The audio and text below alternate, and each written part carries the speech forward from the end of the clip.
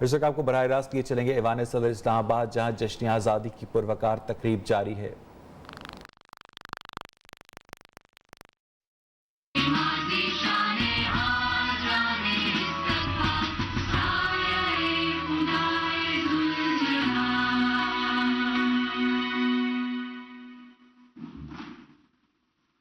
معزز خواتین و حضرات، پوری قوم کو جشن آزادی مبارک۔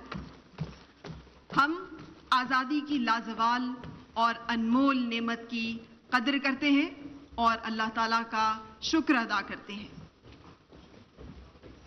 خواتین و حضرات، آئیے آج کی اس تقریب کا باقاعدہ آغاز تلاوت کلام مقدس سے کرتے ہیں۔ تلاوت کلام مجید کی سعادت حاصل کریں گے عالمی شہرت یافتہ پرائیڈ آف پرفارمنس، ستارہ امتیاز اور ہلال امتیاز ہولڈر قاری سید صداقت علی۔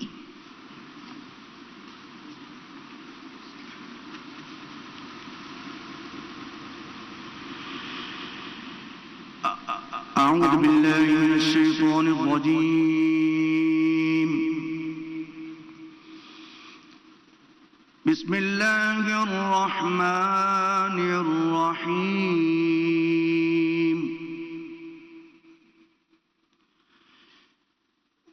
واعتصموا بحبل اللہ جميعا ولا تفرقوا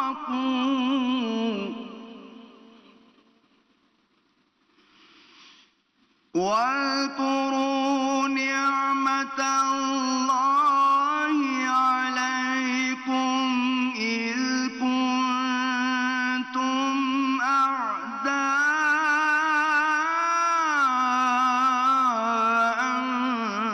فألف بين قلوبكم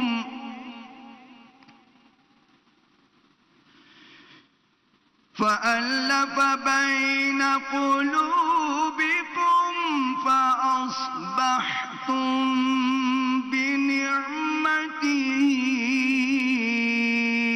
إخوانا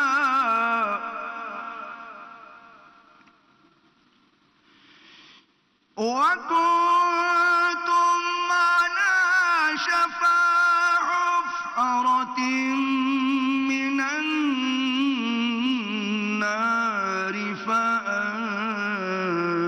فأنقذكم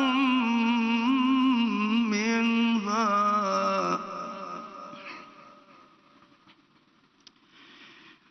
كذلك يبين الله لكم آياته لعلكم تهتدون۔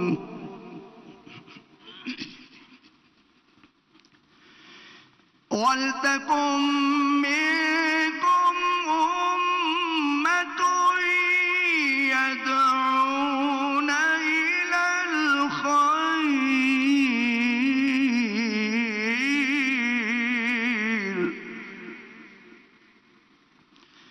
يَدْعُونَ إِلَى الْخَيْرِ وَيَأْمُرُونَ بِالْمَعْرُوفِ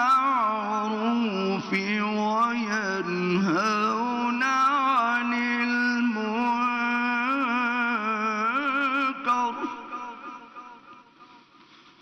وَأُولَئِكَ هُمُ المفلحون۔ صدق اللہ العلی العظیم۔ ارشاد ربانی ہے، اور تم سب مل کر اللہ کی رسی کو مضبوطی سے تھام لو اور تفرقہ مت ڈالو، اور اپنے اوپر اللہ کی نعمت کو یاد کرو۔ جب تم ایک دوسرے کے دشمن تھے تو اس نے تمہارے دلوں میں الفت پیدا کر دی، اور تم اس کی نعمت کے باعث آپس میں بھائی بھائی ہو گئے۔ الفت پیدا کر دی اور تم اس کی نعمت کے باعث آپس میں بھائی بھائی ہو گئے، اور تم دوزخ کی آگ کے گڑھے کے کنارے پر پہنچ چکے تھے۔ پھر اس نے تمہیں اس گڑھے سے بچا لیا۔ یوں ہی اللہ تبارک و تعالیٰ تمہارے لیے اپنی نشانیاں کھول کھول کر بیان فرماتا ہے تاکہ تم ہدایت پاؤ، اور تم میں سے ایسے لوگوں کی ایک جماعت ضرور ہونی چاہیے جو لوگوں کو نیکی کی طرف بلائے اور بھلائی کا حکم دے اور برائی سے روکے، اور وہی لوگ بامراد ہیں۔ وآخر دعوانا ان الحمدللہ رب العالمین۔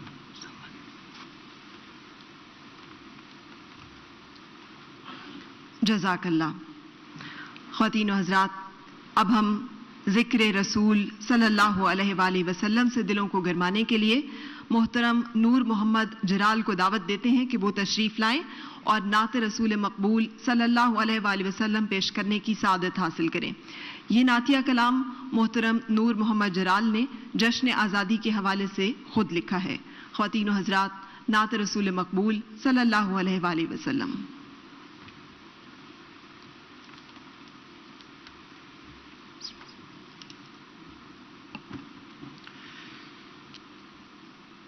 حصار شب میں رہے دامن سحر میں رہے، حصار شب میں رہے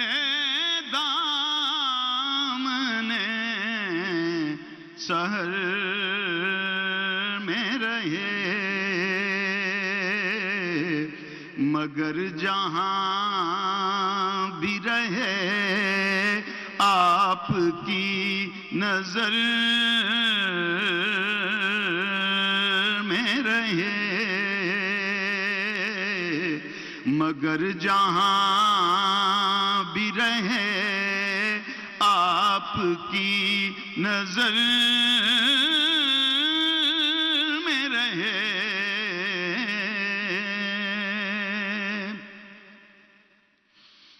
کبھی یہاں سے مدینہ کبھی بسوئے حرم، مسافران محبت اسی سفر میں رہے، مسافران محبت اسی سفر میں رہے،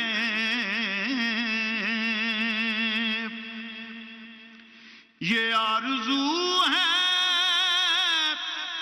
کہ میرے وطن کا ہر گوشہ حضور آپ کی رحمت بھری نظر میں رہے، حضور آپ کی رحمت بھری نظر میں رہے، حضور ایک نگاہ کرم سوئے کشمیر، نہ اب یہ خلد حسین غیر کے اثر میں رہے، نہ اب یہ خلد حسین غیر کے اثر میں رہے، اور میری سپاہ کو ہر گام پر ملے نصرت، نوید فتح ظفر اس کی راہ گزر میں رہے نوید فتح و ظفر اس کی راہ گزر میں رہے ملے عمر کی بصیرت ہر ایک حاکم کو علی کی غیرت ایمان ہر ایک گھر میں رہے علی کی غیرت ایمان ہر ایک گھر میں رہے مجھے تو اس کے سوا نور کچھ نہیں درکار بس ان کی نعت میری عمر مختصر میں رہے حصار شب میں رہے دامن سحر میں رہے مگر جہاں بھی رہے آپ کی نظر میں رہے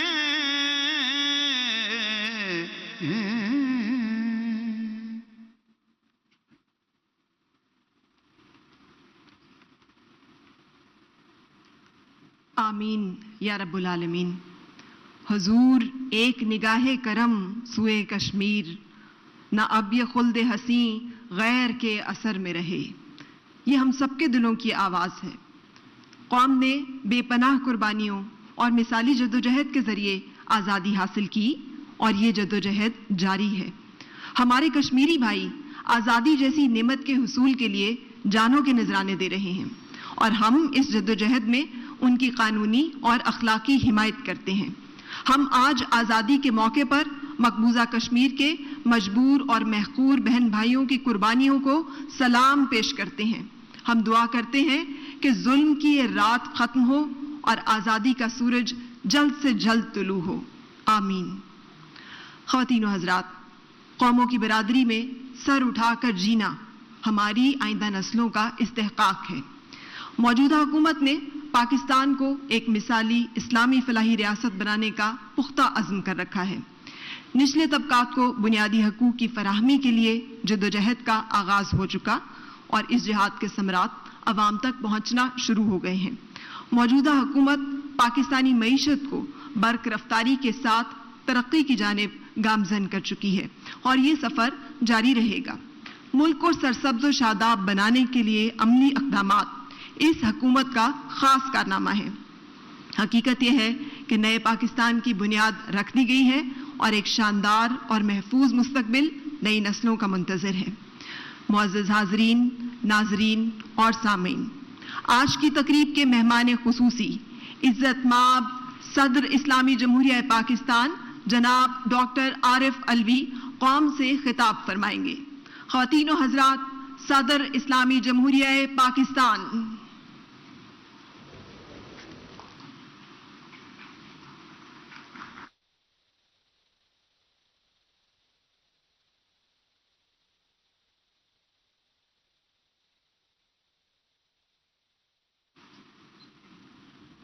بسم اللہ الرحمن الرحیم۔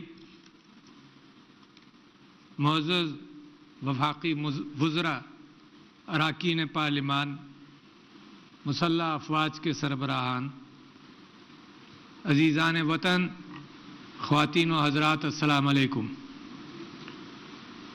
میں پوری پاکستانی قوم کو 74 سال آزادی کے مکمل ہونے پر مبارکباد دیتا ہوں اور 75ਵੀं یوم آزادی کی مبارکباد دیتا ہوں۔ یہ بڑا اچھا موقع ہے کہ ہم آج دل کی بات کریں، اس بات کا احاطہ کریں کہ ہم کن مشکلات سے گزرتے ہوئے آج یہاں پہنچے ہیں، اور آج کا کچھ حال بیان کریں، اور پھر مستقبل کے لیے جو کوششیں ہم کرنا چاہتے ہیں، جو نیت ہم اپنے ساتھ باندھنا چاہتے ہیں، جو جستجو کرنا چاہتے ہیں، اس کے متعلق کچھ نکات آپ کے سامنے رکھ سکوں۔ سب سے پہلے میں اللہ تعالیٰ کا شکر ادا کرنا چاہتا ہوں، اور پوری قوم اس بات کا شکر ادا کرنا چاہتی ہے کہ مسلمانان ہند کو مشکلات سے نکالا۔ اللہ تعالیٰ نے ایک قوم کے طور پر، ایک ملک کے طور پر جینے کا حق دیا، اور یہ ایک آزادی تو بہت بڑی نعمت ہے جو شاید لوگوں کو اس بات کا کبھی آگے چل کر احساس نہ رہے، مگر آج ہم کو احساس ہے کہ کتنی مشکلوں سے آزادی حاصل کی۔ ہندوستان کی سرزمین رنگین ہو چکی، مسلمانان نے ہندوستان کے خون سے آزادی حاصل کرنے کی جستجو کے اندر۔ اس موقع پر ان اکابرین کا اور ان لیڈران کو خراج تحسین پیش کرنا چاہتا ہوں۔ سب سے پہلے سر سید احمد خان، جنہوں نے 1857 کی جنگ آزادی کے بعد سے مسلمانوں کو کہنا شروع کیا کہ علم حاصل کرو، پڑھو، اور اس وقت اس طرح سے دنیا میں طاقتور قوم بن کر ابھر سکتے ہو، اور وہ بات آج تک ان کی درست ہے۔ اس کے بعد سر شاہ محمد سلطان شاہ محمد آغا خان، جو پہلے صدر تھے مسلم لیگ کے۔ پھر میں ذکر کروں مولانا محمد علی جوہر کا، جو خلافت موومنٹ کے بانی بھی تھے اور جس کو وہ لے کر چل رہے تھے۔ پھر علامہ اقبال کا، جنہوں نے فکری بنیاد ڈالی پاکستان کی، اور شہید ملت لیاقت علی خان صاحب کا، اور اس کے بعد قائد اعظم محمد علی جناح کا۔ بڑی انتھک محنت کی ان لوگوں نے، بڑی قربانیاں دیں، اور ان قربانیوں کی بنیاد پر ہم آج یہاں پر موجود ہیں۔ تو جیسے میں آپ سے عرض کر رہا تھا کہ ہمارا ماضی، حال اور مستقبل، تینوں چیزوں کا اگر ہم دائرہ کر لیں تو ہمیں اندازہ رہے گا کہ ہماری سمت کس طرف جا رہی ہے۔ ان 74 سالوں کے اندر یہ کبھی مت بھولیے گا کہ ہمارے اوپر 3 جنگیں مسلط کی گئی مختلف بہانوں کے ذریعے۔ اسلحے کی دوڑ بر صغیر کے اندر اور اس خطے کے اندر جاری ہے۔ یہ دوڑ غربت کو مزید منفی کرتی چلی جاتی ہے، اور پاکستان اس دوڑ کے اندر پھنسایا گیا ہے۔ میں سمجھتا ہوں کہ اس کے باوجود ایک زرعی ملک غذائی ضروریات اپنے ملک کی پوری کرتا رہا، اور اب ایک صنعتی ملک بھی بنتا جا رہا ہے،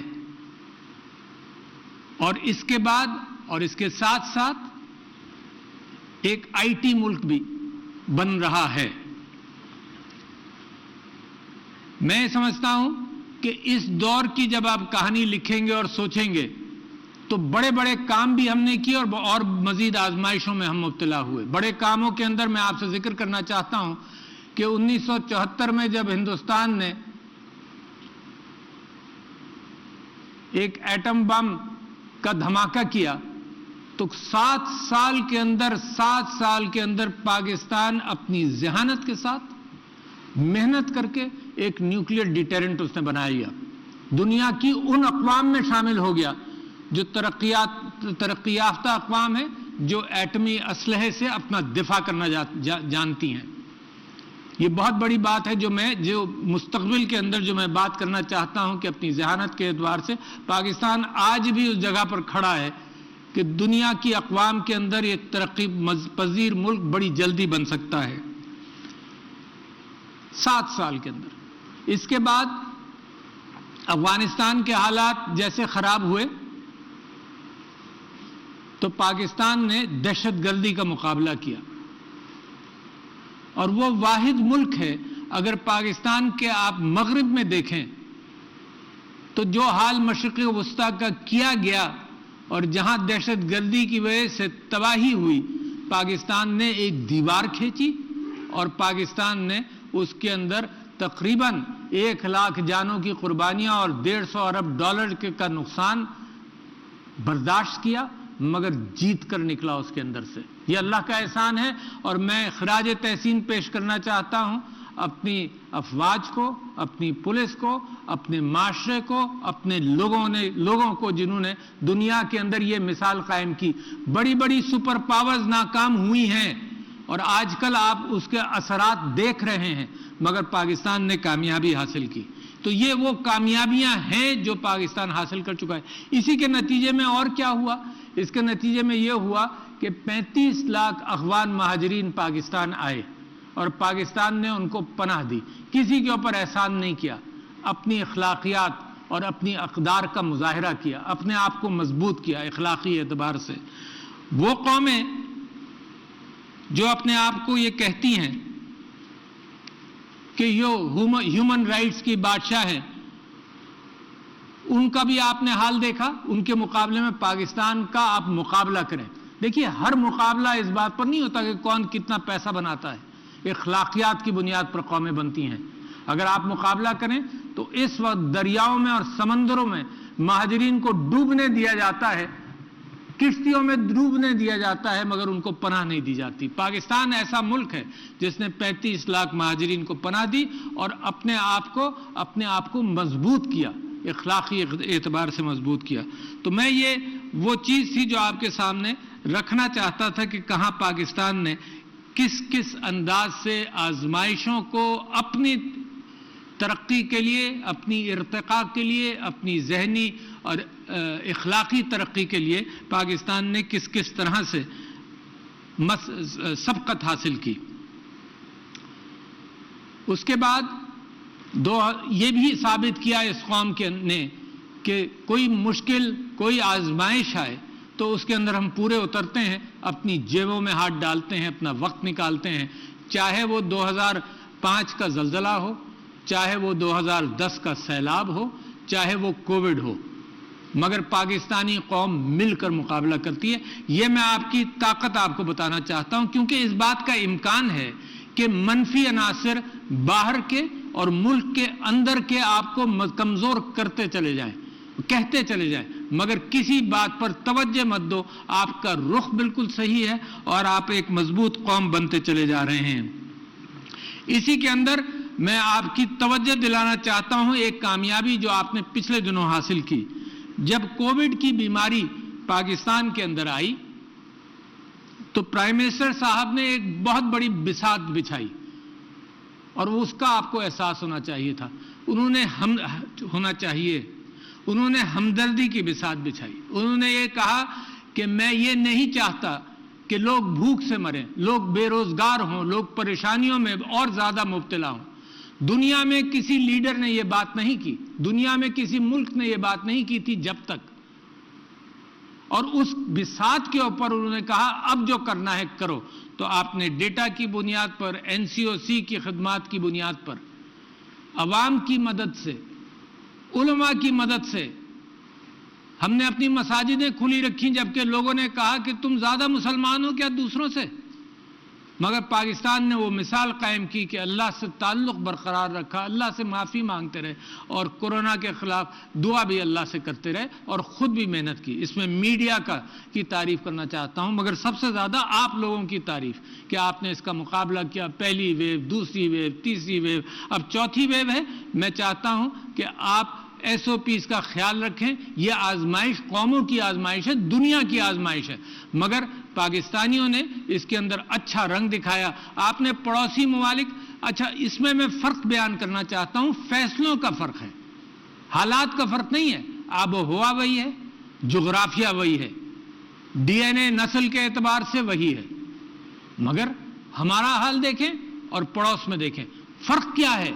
فرق کیا ہے؟ یہ ہے کہ آپ نے ہمدردی کی بساط ڈالی، آپ نے اللہ سے دعا کی، خود جتنا بھی ڈسپلن دکھایا وہ اتنا کافی تھا کہ آپ مقابلہ کر سکیں۔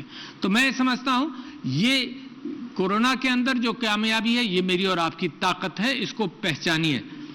اس کے ساتھ ساتھ اس کے باوجود ایک اور کام بھی ہم نے کیا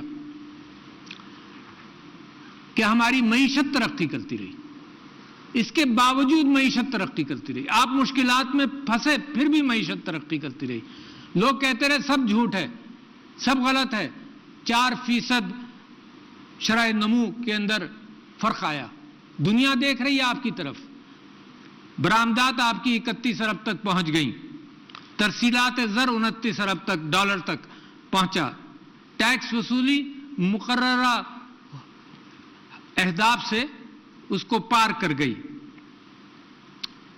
اور جو ہمدردی کی بساط ڈالی تھی, یہ میں اس کے ساتھ جوڑوں گا جو ریاست مدینہ کا خواب ہے اور اسلامی فلاحی ریاست کے اعتبار سے جو آپ کی جستجو ہے. پاکستان اسٹاک ایکسچینج نے ماضی کے تمام ریکارڈ توڑ دیے. اب اس گفتگو کے ساتھ میں جوڑنا چاہتا ہوں کہ ریاست مدینہ یا اسلامی فلاحی ریاست ہے کیا. یہ ایک جستجو ہے, ایک خواہش ہے کہ جو میرے نبی صلی اللہ علیہ وسلم نے انصاف پر مبنی ریاست قائم کی تھی, اس کی طرف پاکستان پیش قدمی کرتا رہے. اور اس ریاست کے اعتبار سے 4-5 اس کے ستون ہیں یا 6-7 ستون ہیں جن کا میں ذکر کرنا چاہتا ہوں کہ آپ اس کو پہچانیں. پہلا ستون اس کا معاشی اور معاشرتی انصاف ہے. اس انصاف کے بغیر دنیا میں کوئی ریاست نہیں بنتی جو مضبوط ہو, مگر مسلمان جب ریاست ایسی بنتی ہے تو وہ دوسروں کے مقابلے میں زیادہ مضبوط ہوتی ہے. یہی معاشی اور معاشرتی انصاف ہے جس کی بنیاد پر اچانک اس ریگستان عرب سے لوگ نکلے اور دنیا ان کے ساتھ ہو گئی. دوسرا اور تیسرا اصول یہ ہے جو پاکستان چاہتا ہے جس بنیاد پر اپنے آپ غربت ختم کرے, وہ اصول یہ ہے کہ پاکستان کے اندر آپ صحت کا لوگوں کا خیال رکھیں, ریاست خیال کرے. یہ بنیادی ضرورت ہے جس کا ریاست خیال کرے. تیسری چیز تعلیم کا خیال کرے. یہ لوگ انسان کے ہماری آبادی کے حقوق میں سے شامل ہے. تو یکساں تعلیمی نصاب ایک بہت بڑا قدم ہے جس کے اندر آپ سب کو برابر کرنے کی کوشش کر رہے ہیں. اس کے نتیجے میں غربت سے انخلا ہوگا. جب یہ حکومت بنی تھی تو وزیر اعظم نے ہندوستان کو یہ کہا تھا کہ امن کی طرف آؤ. غربت تمہارے ہاں بھی ہے, ہمارے ہاں بھی ہے, تمہارے ہاں تو بہت زیادہ ہے. امن کی طرف آؤ, اور تم ایک قدم اٹھاؤ گے تو ہم 2 قدم اٹھائیں گے. اس کو کمزوری سمجھا گیا. بعد میں جو جارحیت کی گئی وہ بھی, اس کا بھی جو پاکستان نے مزہ چکھایا اس کو بھی کمزوری سمجھا گیا جب ہم نے پائلٹ واپس کیا. تو ریاست مدینہ کے اندر بھوک سے نجات آپ کو تاریخ کے اندر خلفائے راشدین اور میرے نبی صلی اللہ علیہ وسلم کی اسوہ حسنہ سے ملتا ہے کہ نبی پیٹ پر پتھر باندھ کر دوسروں کا خیال کرتے تھے. خلفاء نکل کر اس بات کا احساس کرتے تھے کہ کوئی بھوکا نہ رہے اور سر پہ چھت ہو. تو یہ وہ بنیادیں ہیں, وہ فاؤنڈیشنز ہیں جن کی بنیاد پر ریاست مدینہ کی طرف ہمارا راستہ بھی جاتا ہے, اور اس کی بنیادیں آج ڈالیں گے تو اس کے بعد اس کے اوپر عمارت اگلی نسلیں بھی تعمیر کرتی رہیں گی. میں اسی سلسلے کے اندر احساس پروگرام کو آپ کے سامنے رکھنا چاہتا ہوں کہ بہترین کام کیا اور کووڈ کے دوران کیا. 170 ارب روپے تقریباً 1.5 کروڑ خاندانوں تک پہنچائے, اور 1.5 کروڑ خاندانوں کا مطلب 8-10 کروڑ لوگوں تک یہ بات پہنچی کہ جب مشکل تھی تو اس غریب ملک نے اپنی جیب میں ہاتھ ڈال کر اس کا اہتمام کیا کہ کوئی بھوکا نہ رہے, کوئی بے روزگار نہ رہے, کوئی بڑی مشکل اور آفت پاکستان کے اوپر معیشت کی آفت نہ آئے. 50,000 اسکالرشپس دی گئیں. نیا پاکستان ہاؤسنگ سکیم جس کا میں ذکر کر چکا, جس میں تقریباً 400-450 ارب کے پروجیکٹس رجسٹر ہو چکے ہیں. آسان قرضہ دیا جا رہا ہے, اور میں اس بات سے واقف ہوں کہ جو رقومات مختص کی گئی ہیں لوگوں کو قرض دینے کے لیے وہ رقومات پوری استعمال بھی نہیں ہو رہی۔ اسٹیٹ بینک آف پاکستان مجھ سے اور لوگوں سے یہ بات کہتا ہے کہ جو رقومات ڈسیبلڈ لوگوں کے لیے یا خواتین کے لیے، ڈفرینٹلی ایبلڈ لوگوں کے لیے جو مختص کی گئی ہیں، اتنے لوگ بھی نہیں آ رہے، 2-4% بھی اس کا استعمال نہیں ہوا۔ تو حکومت نے اہتمام کیا ہے۔ اس گفتگو کے ذریعے میں کہنا چاہتا ہوں، آگے نکلو، اپنا کاروبار، کامیاب جوان جیسے پروگرام، ان پروگراموں کے ذریعے اپنے روزگار کی تلاش بھی کی جائے۔ اس میں قرضے کی شرائط بہت کم ہے، بہت سارے چھوٹے قرضوں پر کوئی کولیٹرل نہیں ہے، نکلیں اور استعمال کریں۔ اس کے ساتھ ساتھ ایک ذمہ داری پاکستان نے اور اٹھانی پڑے گی، کیونکہ پچھلی نسلوں کے اندر، پچھلی دہائیوں کے اندر جب کرپشن کی وجہ سے بہت کچھ ہمارے ہاں کم رہا تو یہ بھی ہوا کہ لوگ ان پڑھ رہ گئے۔ جو ان پڑھ رہ گئے وہ بیچارے مزدوری کرتے ہیں، ان کو سکل ڈیولپمنٹ کر دی جائے۔ فی الحال جو نئی پود آ رہی ہے اس کی مکمل تعلیم کی ذمہ داری اٹھائی جائے، جو ان پڑھ رہ گئے ہیں ان کی سکل ڈیولپمنٹ کر کے ان کو کام پر لگایا جائے۔ تو یہ بھی ایک بڑی محنت ہے، تو لہٰذا بہت ساری ذمہ داریاں آپ کے اوپر آ گئیں، مگر میں آپ کو اطمینان دلانا چاہتا ہوں کہ آپ کے اندر جو اللہ تعالیٰ نے خصوصیات اب ڈال دی ہیں، آپ اس قابل ہیں کہ اس قوم کو ترقی یافتہ ممالک کی صفوں کے اندر بہت جلد کھڑا کر دیں۔ ضرورت ہے اس بات کی کہ اس قوم کے اندر امید ڈالی جائے، ضرورت ہے اس بات کی کہ وہ جو فالس پروپیگنڈا، فیک نیوز جس کی بنیاد پر خبریں بنتی رہتی ہیں، اس سے نکلا جائے۔ دنیا جو مرضی آئے کہے آپ سے، آپ ایک مضبوط کوششوں کے ساتھ پاکستان کی ترقی کے اعتبار سے اپنے ذہن کے اندر اور اپنے کاموں کے اندر اپنے آپ سے اور قوم کے ساتھ انصاف کریں۔ ایک ڈیجیٹل پاکستان بن رہا ہے، ایک نالج اکانومی بن رہی ہے، اور میں لوگوں کی توجہ بار بار اس طرف دلاتا ہوں کہ یہ بڑی تیزی سے یہ ٹرین جا رہی ہے، اور پاکستان کو جلدی اس ٹرین پر سوار ہونا پڑے گا۔ اتنی تیزی سے یہ بڑھ رہی ہے، دنیا کے اندر جو ترقی یافتہ قومیں ہیں، جو ٹاپ 10 فارچون 500 کے اندر کمپنیز ہیں، وہ سب آئل، گیس اور ایسی چیزوں سے جو معدنیات ہیں، جو ذخائر ہیں، اس سے ہٹ کر ذہنی ذخائر کے اعتبار سے آگے بڑھ رہے ہیں۔ اس کے اندر پاکستان کم نہیں ہے۔ جب نیوکلیئر ڈیٹرنس کی بات ہوئی، آپ نے اپنے ذہن کو استعمال کر اس پر سبقت حاصل کی، اپنی ذہانت کو استعمال کیا۔ جب کووڈ کا مقابلہ کرنا پڑا، آپ نے اپنی ذہانت کے ذریعے دوسری قوموں کے مقابلے پر آپ نے یہ کر کے دکھایا کہ آپ زیادہ ڈسپلنڈ ہیں، اور آپ نے ایک بہت بڑی وبا کا بہت اچھی طرح سے مقابلہ کیا۔ اس کے ساتھ میں خراج تحسین پیش کرتا ہوں، جو جستجو مسلسل چل رہی ہے، وہ ہے 10 بلین ٹری سونامی، ایک کلین اور گرین پاکستان کے حوالے سے۔ آپ یہ ذہن میں رکھیے کہ طہارت نصف ایمان ہے، صفائی نصف ایمان ہے، صفائی رکھیں، روحانی، جسمانی۔ اکرم صلی اللہ علیہ وسلم کی حدیث ہے کہ وہ ایک دن عطر مانگ رہے تھے کہ عطر لاؤ، تو لوگوں نے پوچھا کیوں آپ عطر منگوا رہے ہیں؟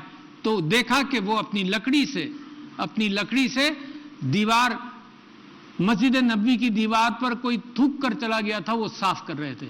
تو میرا نبی جب طہارت کے لیے اتنا تیار صلی اللہ علیہ وسلم، اس کا اپنا شیوا، پاکی، صفائی، مسواک، اپنے پاس سے بو نہ آنا، تو جسمانی طہارت کے ساتھ ماحولیاتی طہارت کی بڑے ثواب کا کام ہے۔ اور آج دنیا آپ سے کہہ رہی ہے کہ جی ماحولیات کے اعتبار سے پیڑ لگائیں اور صاف رکھیں۔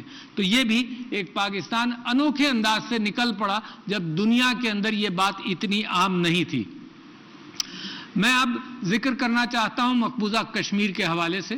میں سمجھتا ہوں کہ بھارت کی جو گھناؤنا ظلم ہے مقبوضہ کشمیر میں، اس حوالے سے میں دنیا سے، انٹرنیشنل کمیونٹی سے یہ کہنا چاہتا ہوں کہ اس پر توجہ دیں۔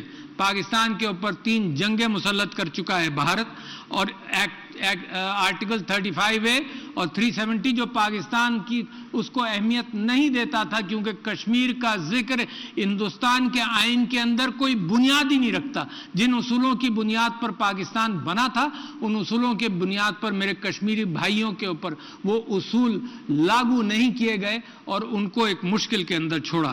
ایک نئی ان کی ڈومیسائل پالیسی بنی ہے جس کے اندر وہ کشمیر کی آبادی کا تناسب بدلنے کی کوشش کر رہے ہیں، دوسروں سے سیکھ رہے ہیں، مزید ظلم کرنا چاہتے ہیں، مگر پاکستان اس راستے میں رکاوٹ ہے، میرے کشمیری بھائی خود اس راستے میں رکاوٹ ہیں۔ پیلٹ گن سے نابینا کیا گیا، یہ عصمت دری کو ٹول آف وار بنایا گیا، ہزاروں خواتین کو ریپ کیا گیا، لاکھوں افراد کو شہید کیا گیا، اور وہاں کی لیڈرشپ بند ہے، ذرائع ابلاغ بند ہیں، ملک وہ کھولنے کے لیے تیار نہیں ہے۔ صرف یہی نہیں کہ کشمیر میں یہ کر رہے ہیں، ان کا نیا سٹیزن شپ ایکٹ جو ہے وہ اپنے اقلیتوں کو وہ محصور کر رہا ہے، خاص طور پر مسلم اقلیت کو۔ اور پرائم منسٹر صاحب جہاں دنیا کے اندر بلاسفیمی کے اعتبار سے اور اسلامو فوبیا کے اعتبار سے گفتگو کرتے رہے، اسی اعتبار سے میں سمجھتا ہوں انہوں نے یہ بھی بتایا کہ یہ جینوسائیڈ کی طرف راستہ ہے۔ دنیا میں جہاں بھی جینوسائیڈ ہوا ہے وہ ایک اقلیت کو محصور کر کر، نکو کر کر، پریشان کر کر، معاشرے میں ان کا مقام کم کر کے، ان کی تجارت کو ختم کر کر، نوکریاں نہ دے کر کیا جاتا ہے، اور وہ ہندوستان کے اندر ہو رہا ہے۔ تو لہٰذا میں تو چاہتا ہوں کہ دنیا اس بات کو پہچانے کہ ہندوتوا اور RSS کی سوچ بھارتی لیڈرشپ پر حاوی ہے۔ نتیجہ یہ ہے کہ خطے میں امن کا امکان نہیں ہے۔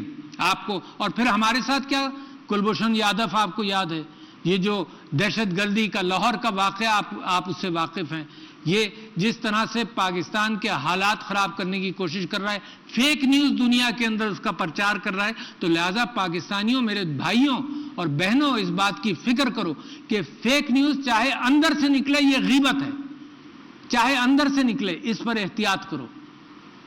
اور صحیح قرآن کی آیات موجود ہیں کہ صحیح راستہ، اس کی تصدیق کر لو۔ تو لہٰذا میں سمجھتا ہوں کہ جہاں قوموں کے اعتبار سے میری خواہش یہ ہے کہ پاکستانی قوم صفحے اول پر پہنچے، تو اپنے آپ کو اخلاقی طور پر مضبوط کرنے کے مستقبل کے راستے میں آپ کے سامنے رکھ رہا ہوں، اخلاقی طور پر مضبوط کرنے کے مستقبل کے راستے میں آپ کے سامنے رکھ رہا ہوں۔ میں افغانستان کے حوالے سے اپنی گفتگو اختتام پر لاتے ہوئے یہ بات آپ سے کہنا چاہتا ہوں کہ وہاں کا آج کل ایک ہیجانی کیفیت ہے۔ انشاءاللہ میں امید رکھتا ہوں کہ امن قائم ہوگا، اور میں ایک بہت بڑی درخواست کرتا ہوں اپنے افغان بھائیوں کے ساتھ، اور وہ درخواست یہ ہے کہ صلح حدیبیہ کو اپنے سامنے رکھتے ہوئے امن لائیں۔ ابھی یہاں قرآن کی ایک سورت کی تلاوت ہوئی جس کے اندر اللہ تعالیٰ فرماتا ہے کہ تم آپس میں دشمن تھے، اللہ نے تم کو جوڑا، آپس میں محبت پیدا کی، تم کو بھائی بھائی بنایا۔ میرے افغانی بھائی 40-50 سال سے مستقل آزمائش میں ہیں، لاکھوں افراد شہید ہوئے، پناہ گزین ہمارے ہاں موجود ہیں۔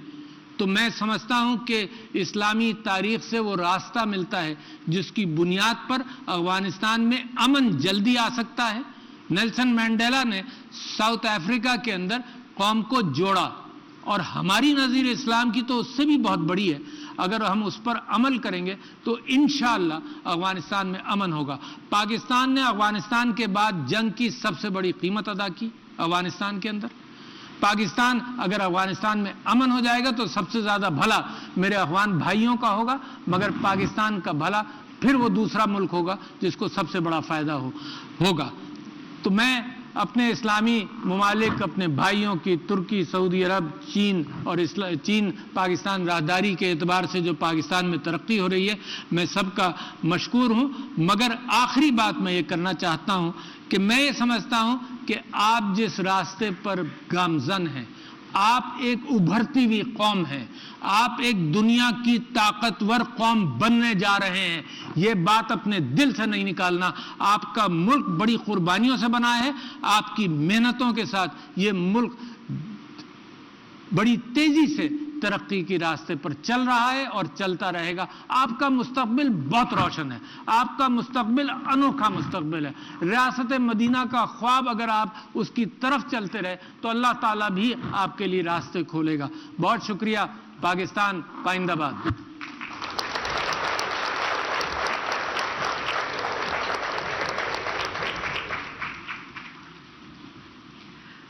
تیری عظمت تیری آبرو کے لیے اپنا تن اپنا من اپنا سر دیں گے ہم. آنچ آنے نہ دیں گے تیری آن پر, فتح و نصرت کی تجھ کو خبر دیں گے ہم.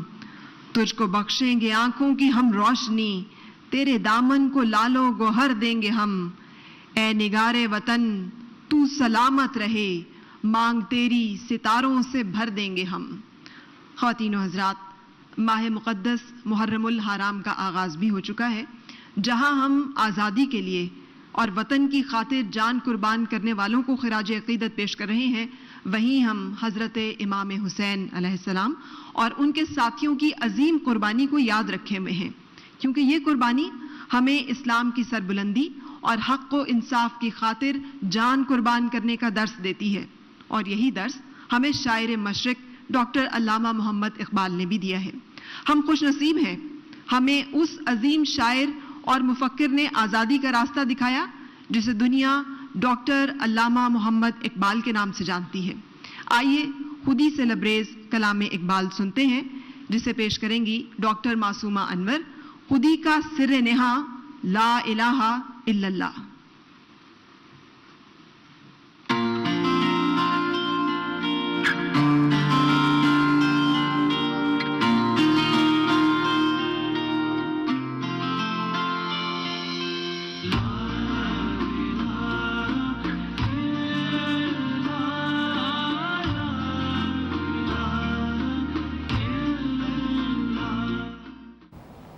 ایوان صدر میں جشن آزادی کی پروقار تقریب جاری ہے, جس سے اب سے کچھ ہی لمحے پہلے صدر مملکت ڈاکٹر عارف الوی نے خطاب کیا اور اس وقت کلام اقبال پیش کیا جا رہا ہے. خبروں میں اب تک کے لیے اتنا ہی. مزید خبروں اپڈیٹس کے لیے دیکھتے رہیے نیو نیوز.